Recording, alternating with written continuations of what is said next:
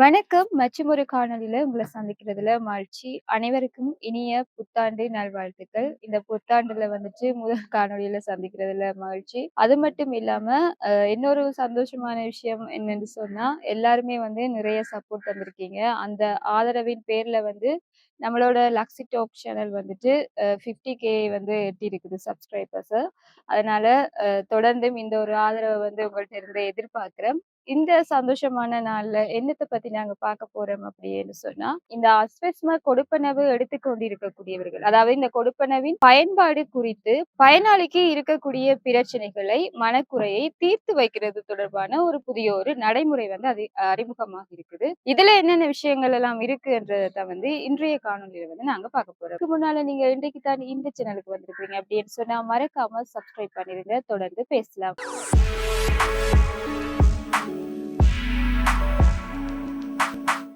நான் சொல்லப்போற இந்த விஷயங்கள் எல்லாமே வந்துட்டு, நீங்க திரையில காணக்கூடிய இந்த ஒரு சுற்று நிருபத்தின் அடிப்படையில தான் வந்து பேசப் போறேன். இதுல இருக்கக்கூடிய விஷயங்கள் தான் வந்து என்னன்றத வந்து நான் இப்ப சொல்லப் போறேன். காணொளிக்குள்ள வந்துட்டு நாங்க போகலாம். இப்ப வந்து முதியோர் கொடுப்பனவாக இருக்கட்டும், ஊனமுற்றோர் கொடுப்பனவு, அதேபோல சிறுநீரக கொடுப்பனவு. இந்த கொடுப்பனவுகள எடுத்துக் கொண்டிருக்கக்கூடியவர்கள், இல்லாட்டி நொமினியாக கொடுப்பனவு எடுத்துக் கொண்டிருக்கக்கூடியவர்கள், இப்படியான கொடுப்பனவுகளை எடுத்துக் கொண்டிருக்கக்கூடிய பயனாளிகள்ட்ட இருந்து நிறைய விதமான முறைப்பாடுகள் வந்து தொடர்ச்சியாக போய்க்கொண்டிருக்குது. என்ன மாதிரியான முறைப்பாடுகள் இதுன்றத வந்துட்டு நாங்க இப்ப பார்க்க போறோம். முதலாவது வந்துட்டு இத வெளிநாடு குறித்த பயனாளி வந்து வெளிநாட்டுல இருப்பாரு. அந்த பயனாளி வந்துட்டு அந்த கொடுப்பன வந்து தங்களுடைய குடும்பத்துக்கு, தன்னுடைய குடும்பம் எடுக்கிறத வந்து அவர் அனுமதிக்காம இருக்கிறது. அதாவது அவர் வெளிநாட்டுல இருப்பார். அவருடைய கொடுப்பன வந்து அவருக்கு போயிட்டு இருக்குமே ஒழிய, குடும்பம் அத எடுத்து செலவழிக்கிறதுக்கு வந்து அவர் விடுறதில்ல. இந்த மாதிரியான ஒரு முறைப்பாடு வந்து போகுது. அடுத்த முறைப்பாடு என்ன மாதிரி இருக்குது அப்படின்னு சொன்னா, இப்ப குடும்பத்திலே இருக்கக்கூடிய ஒருவருக்கு வந்து கொடுப்பனவு கிடைச்சு கொண்டிருக்குது. இந்த நலன்புரி நன்மைகள் திட்டத்துக்கு கீழ ஒரு கொடுப்பனவு கிடைச்சு கொண்டிருக்குது. அந்த கொடுப்பனவ வந்து அவர் உண்மையாகவே வந்து குடும்ப பராமரிப்புக்காக செலவழிக்காம, தனக்காக அதாவது பாதகமான முறையில வந்து செலவழிக்கிறது. வேற ஏதோ ஒரு விஷயத்துக்காக அவர் செலவழிக்கிறார். ஆனா உண்மையாக வந்து அந்த கொடுப்பன வந்து எதுக்காக வழங்கப்படுது? குடும்பத்தினுடைய பொருளாதாரத்துக்காக. அந்த ஒரு ஈடுகட்டுறதுக்காக தான் வந்து வழங்கப்படுது. அப்ப உண்மையாகவே வந்து அவர் அந்த கொடுப்பனவ எடுத்து குடும்பத்துக்கு செலவழிக்காம, வேற ஏதோ ஒரு செலவு செய்து கொண்டிருக்கிறார் பாதகமான முறையில. இப்படியான ஒரு முறைப்பாடுமே வந்துட்டு வந்துட்டு இருக்குது. இதைத் தொடர்ந்து இன்னும் ஒரு முறைப்பாடு இருக்கு என்னன்னு சொன்னா, இப்ப முதியோர் கொடுப்பனவு எடுத்துக் கொண்டிருக்கக்கூடியவங்க, அதேபோல ஊனமுற்றோர் கொடுப்பனவு, சிறுநீரக கொடுப்பனவு, இப்படியான கொடுப்பனவுகள எடுத்துக் கொண்டு இருக்கக்கூடியவங்க, சார்பாக அந்த கொடுப்பனவு எடுக்கக்கூடியவங்க. அதாவது நொமினியாக. இப்ப முதியோர்ன்னு சொன்னா, இப்ப அவர் ஒருவேளை நடக்க முடியாத ஒரு ஆளா இருக்கலாம், நல்ல வயது முதிர்ந்த ஒரு ஆளா இருக்கலாம். இப்படியானவங்களுக்கு வந்து ஒரு நொமினி ஊடாக அந்த கொடுப்பனவு எடுக்கிறது வந்து நமக்கு தெரியும். அப்படி அந்த கொடுப்பனவ எடுக்கிறவர் வந்து, அந்த கொடுப்பனவ வந்து உரிய நபருக்கு குடுக்கிறாரா என்றதுதான் வந்து ஒரு கேள்வியா இருக்குது. ஒரு முறைப்பாடாகவுமே வந்து வைக்கப்பட்டிருக்குது. அவர் எடுத்து அந்த கொடுப்பனவ கொடுக்காம தான் வச்சிருக்கிறது. இந்த மாதிரியான முறைப்பாடுகள் வந்து தொடர்ச்சியாக கிடைச்சிட்டு இருக்கிறபடியால, இதுக்கெல்லாம் வந்துட்டு என்ன தீர்வு சொல்லியிருக்கிறாங்க என்ற விஷயத்த தான் வந்து நாங்க பார்க்க போறோம். முதலாவது வந்துட்டு என்ன செய்றாங்க அப்படின்னு சொன்னா, இந்த முறைப்பாடு வந்து யார் பேர்ல வந்து கிடைச்சிருக்குது. அந்த குடும்பம், அந்த குடும்பத்தில இருக்கக்கூடிய யார் பேர்ல அந்த முறைப்பாடு கிடைக்கப் பெற்றிருக்குதோ, அந்த நபர் எல்லாரையுமே கூப்பிட்டு, முதலாவது விஷயம் வந்து சமரசம் பேசுறது. என்ன பிரச்சனைன்றத வடிவா கேட்டு தெரிஞ்சு கொண்டு, இனிமேல் இந்த மாதிரி நடக்காம இருக்கிறதுக்கான அடுத்த கட்ட நடவடிக்கை எடுக்கிறது. எப்படி எடுக்க போறாங்க அப்படின்னு சொன்னா, அவங்கள்ட்ட இடையே சமரசம் பேசி, நான் இனிமேல் வந்து இந்த கொடுப்பனவ கொடுக்கிறேன் என்ற மாதிரியான எழுத்து மூலமான ஒரு ஆவணமாக அதை உறுதிப்படுத்திக் கொள்ள கூடியதாக முதலாவது ஒரு கட்டம் வந்து இருக்குது. இதைத் தொடர்ந்து என்ன செய்ய போறாங்க அப்படின்னு சொன்னா, அவங்க ஓகே நாங்க எல்லாம் சமரசம் ஆயிட்டோம். இனி இந்த கொடுப்பன வந்து உரிய முறையில அந்த நபருக்கு கிடைக்கும். இல்லாட்டி குடும்பத்துக்காக செலவழிக்கப்படும். இப்படியான விஷயங்கள வந்துட்டு அவங்க சம்மதிச்சு இப்ப போறாங்க அப்படின்னு சொன்னா, அத அப்படியே விட்டு விடாம, அது தொடர்ச்சியாக கண்காணிக்க போறாங்க. அந்த கொடுப்பன வந்து உரிய முறையில உரிய நபருக்கு கிடைக்குதா என்ற விஷயத்த வந்து தொடர்ச்சியாக கண்காணிக்கிறது.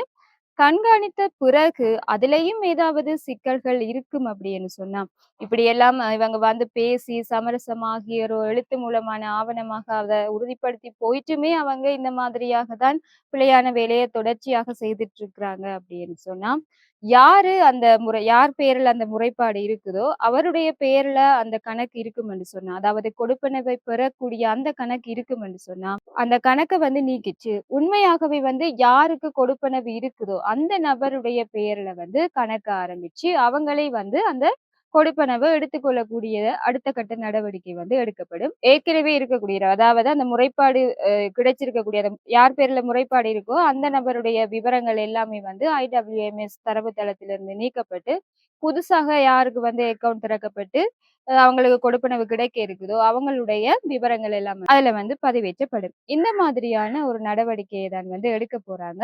அதனால வந்து இப்ப நீங்க யாருக்கும் நொமினியாக இருக்கிறீங்க. உங்களுடைய குடும்பத்துல வந்து முதியவரோ அல்லது ஊனமுற்றவரோ அப்படி இருக்கிறாங்க. நீங்க தான் அந்த கொடுப்பனவ எடுத்து குடுத்துட்டு இருக்கீங்க அப்படின்னு சொன்னா, அந்த கொடுப்பன வந்து உரிய வகையில அவங்களுக்கு கிடைக்கக்கூடிய மாதிரி செய்ய வேண்டும். அது மட்டும் இல்லாம, எடுக்கக்கூடிய அந்த கொடுப்பன வந்து குடும்பத்துக்காக செலவு செய்யப்படுதா என்றதையுமே வந்து யோசிச்சுக்கோங்க. அந்த குடும்பத்தில இருக்கக்கூடிய ஒரு நபர் போயிட்டு உங்களுக்கு எதிராக முறைப்பாடு வச்சாலும், இப்ப நீங்க அஸ்வஸ்மா எடுத்துக் கொண்டிருக்கக்கூடிய ஒரு குடும்பமாக இருக்கிறீங்க. இந்த குடும்பத்துல வந்துட்டு ஒரு நபருடைய பேர்ல வந்து அஸ்வஸ்மா இப்ப வந்து கொண்டு இருக்குது.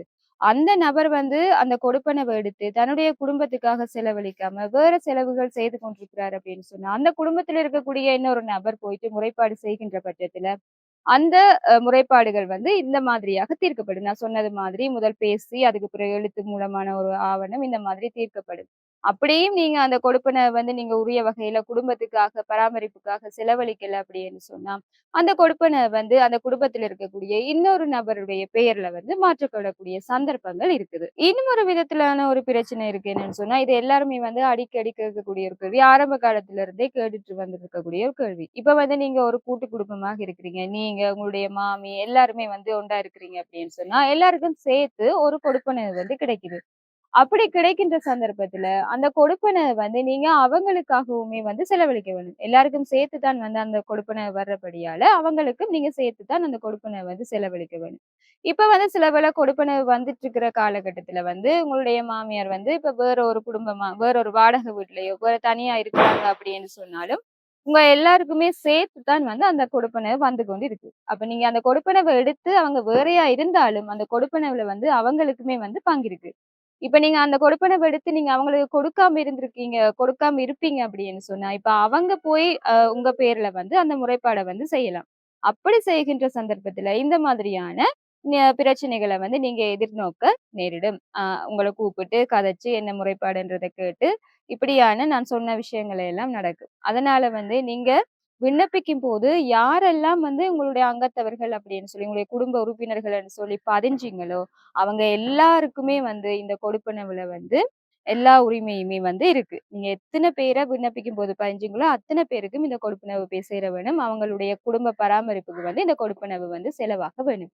இத விட்டுட்டு இந்த கொடுப்பனவ நீங்க தனியா எடுக்கலாம், நீங்க தனியா செலவழிக்கலாம்ன்ற மாதிரியான எண்ணத்துல இருக்கிறவங்களுக்கு தான் இந்த ஒரு பிரச்சனை வந்து இருக்குது. அந்த பிரச்சனைய வந்து சரி செய்யறதுக்கான அடுத்த கட்ட நடைமுறை தான் வந்து இப்ப சொல்லப்பட்டும் இருக்குது. அடுத்தும் நிறைய பேர் கேட்கக்கூடிய கேள்வி என்ன அப்படின்னு சொன்னா, இந்த வெளிநாட்டுக்கு வந்து போயிட்டு அந்த கொடுப்பன வந்து எடுக்கலாம் இருக்கிறது. நான் இப்ப என்ன சொல்ல வரேன் அப்படின்னு சொன்னா, இப்ப ஒரு குடும்பமா இருந்திருப்பாங்க. பதியும் போது வந்து ஒண்டா எல்லாம் பதிஞ்சு அவங்களுக்கும் இப்ப மனைவி வந்து இங்க இருக்கிறாங்க. கணவர் வந்து வெளிநாட்டுல இருக்கிறார். எல்லாருக்கும் சேர்த்து தான் கொடுப்பனவு வந்து கொண்டிருக்கும். கணவர் என்ன செய்வார்? அந்த கொடுப்பனவ மனைவிய எடுக்கிறதுக்கு விட மாட்டார். தான் எடுத்துக் கொண்டிருப்பார். இந்த மாதிரியான சிக்கலும் வந்து நிறைய நடந்துட்டு இருக்குது. அப்ப இப்படியான பிரச்சனைகள் எல்லாத்துக்குமே வந்துட்டு, இப்படியான ஒரு தீர்வ வந்து அவங்க முன் வச்சிருக்கிறாங்க. இத வந்து நீங்க இப்படி செய்யுங்க அப்படின்றதுக்கான அறிவுறுத்தல் மட்டும் இல்ல. இப்படி யாரும் பாதிக்கப்பட்டா, நீங்க போயிட்டு முறைப்பாடு செய்யக்கூடிய ஒரு சந்தர்ப்பமாக தான் இந்த ஒரு காணொளிய வந்து நான் உங்களுக்கு அ தெரியப்படுத்துறேன். இந்த மாதிரி நான் சொன்ன மாதிரி ஏதாவது யாராவது பாதிக்கப்பட்டுட்டு இருக்கீங்க. உங்களுக்கு அந்த கொடுப்பன வந்து உங்களுக்கு கிடைக்கல. உங்களுடைய பெயர் பதியப்பட்டு உங்களுக்கும் சேர்த்து கொடுப்பன வந்துட்டு இருக்குது. ஆனா அந்த கொடுப்பன வந்து உங்களுக்கு தரல. உங்களுடைய பராமரிப்புக்காக செலவழிக்கல என்ற மாதிரியான நிறைய பிரச்சனைகள வந்து நீங்க சந்திச்சுட்டு இருக்கீங்க அப்படின்னு சொன்னா, நீங்க இந்த ஒரு பிரச்சனைய வந்து உங்களுடைய பிரதேச செயலகத்துல இருக்கக்கூடிய நலன்புரி நன்மைகள் சபை கிளையில இருக்கக்கூடிய அதிகாரிகளுக்கு வந்து தெரியப்படுத்துங்க. தெரியப்படுத்தினதுக்கு பிறகு அவங்க முறைப்பாடாக அத எடுத்துக்கொண்டு அதுக்கான அடுத்த கட்ட நடவடிக்கைகள எடுப்பாங்க. அதனால இப்படியான பிரச்சனைகள் இருந்தா என்ன செய்றது? எனக்கு தாராங்க இல்லையே! என்ன பார்க்குறாங்க இல்லையேன்ற மாதிரியான ஃபீல் பண்ணிட்டு இருக்காம, நீங்க போயிட்டு இத வந்து சரியான அடுத்த கட்ட நடவடிக்கை வந்து செய்துக்கோங்க. இதைத் தொடர்ந்து முதியோர் கொடுப்பனவு போன வருடம் அதாவது 2024 நவம்பர் மாதம் அவங்களுடைய அஸ்வஸ்ம கணக்குக்கு வந்து கிடைக்கக்கூடிய மாதிரியாக மாற்றப்பட்டிருந்தது.